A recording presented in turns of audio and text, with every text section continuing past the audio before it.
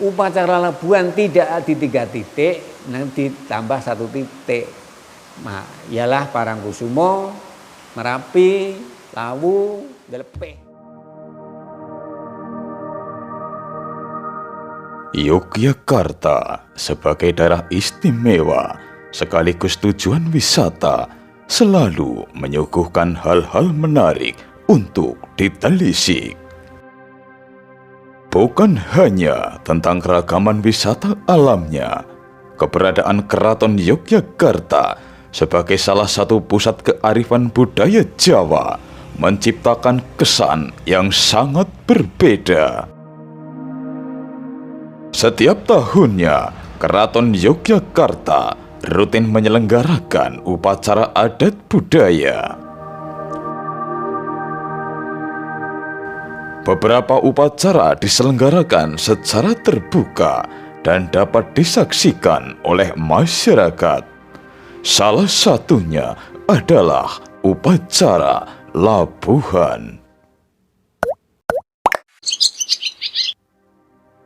Upacara labuhan selalu menyedot perhatian, baik bagi masyarakat Yogyakarta sendiri, masyarakat di luar Yogyakarta, hingga wisatawan mancanegara. Meski demikian, tidak semua rangkaian upacara ini dapat disaksikan oleh masyarakat. Beberapa prosesi yang mengawali upacara labuhan dilaksanakan secara tertutup dan hanya bisa dihadiri oleh orang-orang di lingkungan keraton saja.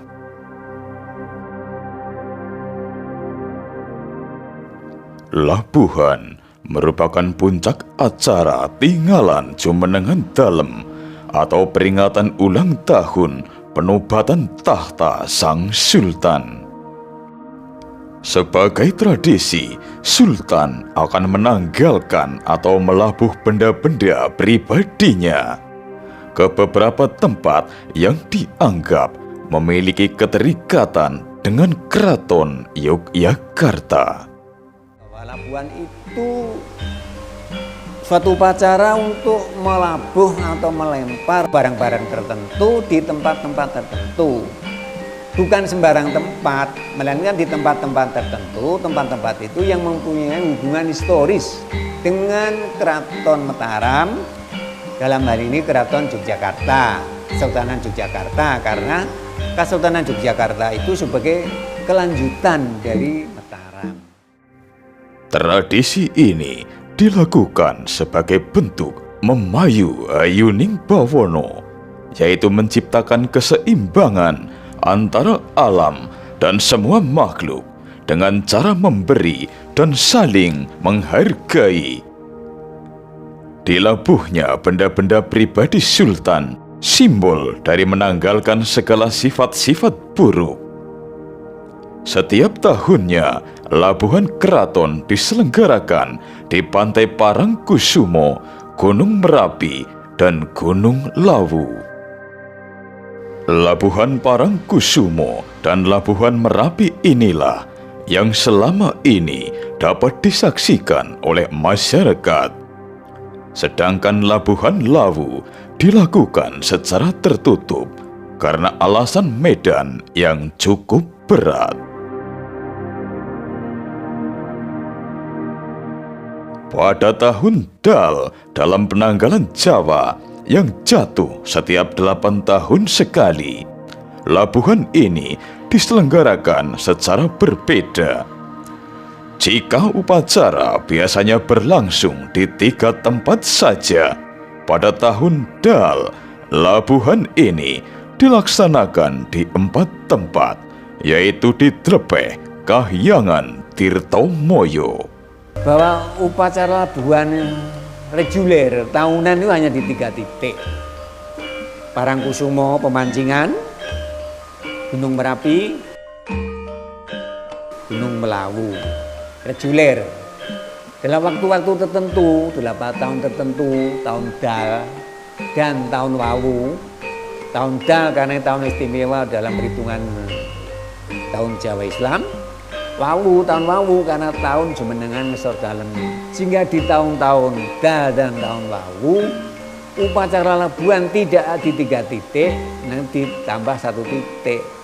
Nah, ialah Parangkusumo, Merapi, Lawu, Delepeh. Ini semuanya, makanya untuk membedakannya disebut ini namanya Labuhan Ageng atau Labuhan Besar. Sedangkan yang lain-lainnya labuhan biasa disebut dengan Labuhan Patuh atau Labuhan Tahunan. Terletak di Wonogiri, Jawa Tengah, Delepeh Kahyangan merupakan hutan yang masih sangat asri.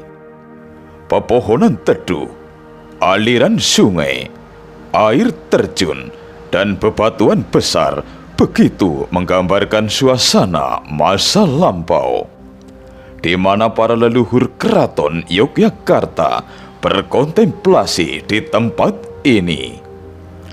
Menurut kepercayaan, konon para raja terdahulu sering bertapa untuk memperoleh ilham di atas batu besar yang dinamakan Selo. Di samping Pademangan Senopati juga nanti ada raja-raja Mataram yang bertapa di situ, ialah Sultan Agung dan P. Mangkubumi yang sebelum menjadi Sultan Habib I itu pernah juga bertapa di kawasan Delepeh.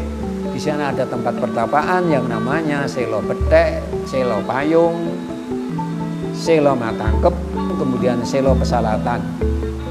Di sana ada Selo Pesalatan karena tempatnya leter dan ada gedung sungai itu yang untuk mandi, namanya Gedung Pasiraman. Benda-benda atau upo rampe yang dibawa oleh rombongan dari Keraton Yogyakarta untuk dilabuh terlebih dahulu akan diserah terimakan kepada perangkat daerah. Kemudian diserahkan kepada juru kunci. Upo rampe diinapkan semalaman sebelum dilakukan upacara keesokan harinya. Adapun yang dilabuh, upo rampe labuhan itu kebanyakan berupa pakaian. Busono putri, busono pria, ya yang kebanyakan ya busana-busana masa lalu. Tidak kok sutro-sutronan atau tetron-tetronan. Masa sekarang bukan, kebanyakan ya kain tenun, ya kain tenun. Ada yang namanya Dringin, ada yang namanya Songer, Telowatu, Solo, ya. Dan Pandan Pinetrot, ada Semekan Gadung, ada Gadung Melati, ada Podang Isep Sari, Semekan Jinggo, Pending Set Udorogo, dan lain-lain. Bisa dilihat di upo rampe labuhan. Semuanya sembet, yang kebanyakan adalah kain-kain tradisional. Demikian pula destar, ada destar Bangun Tula, ada destar Doro Muluk, ada kampuh poleng, ya poleng 2 macam, poleng besar dan poleng kecil atau poleng ciut. Itu semuanya sudah tertentu. Di bawah batu besar bernama Selo Payung, upacara digelar dengan meneliti kembali kelengkapan upo rampe. Dilanjutkan dengan pembacaan doa untuk kesehatan, keselamatan, dan keberlangsungan Keraton Yogyakarta beserta raja dan keluarganya. Ini semuanya intinya kecuali rasa syukur pada Tuhan Yang Maha Kuasa, ya. Ini juga merupakan permohonan pada Tuhan Yang Maha Kuasa. Mudah-mudahan ya keselamatan, kesehatan, ya panjang usia dari ngerso dalem, garwa dalem, ya para putra wayah dalem, para sentono dalem, ya, dan semua ya keluarga Keraton Yogyakarta, juga para abdi dalem dan kawula dalem ayu Yogyakarta Adiningrat. Jika pada labuhan yang lain, Upo Rampe dibagikan kepada masyarakat, khusus pada labuhan Telepeh Kayangan inilah, Upo Rampe akan disimpan pada bangunan khusus bernama Panji Labuhan. Benda-benda ini dibiarkan dan akan diambil jika telah rusak. Meskipun berada jauh dari keraton Yogyakarta, namun mereka tetap tulus mengemban tugas dengan loyalitas yang tak terbatas.